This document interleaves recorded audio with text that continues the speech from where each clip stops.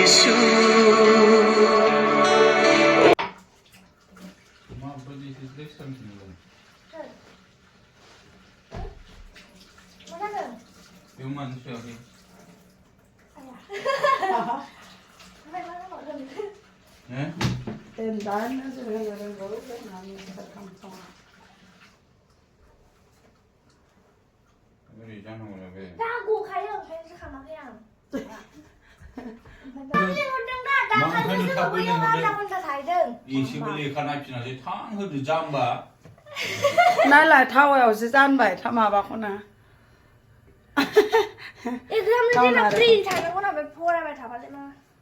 ना देब देबनो बैथिं उनथिंसो गयो थाव नारेंखलाबो फाग्लासो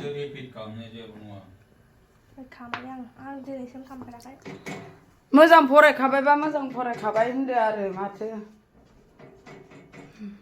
बेखौलाय आरो गन्दा फरायखाखौलाय जों बावगोन ओहो थ' या बेथिया थ' गोख्रै टाइमाव सहैथारनांगौ नङाबा बासा खारग'लांजागोनबो थां होमबा हारसिं थाबायलां देहाया 8थायावसो थांगोन होनबावो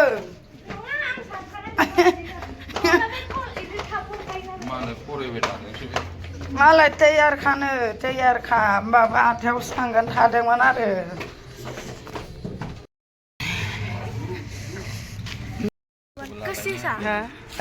नालाय आंखौ माबायदि नुखादों बुग्लेब लेब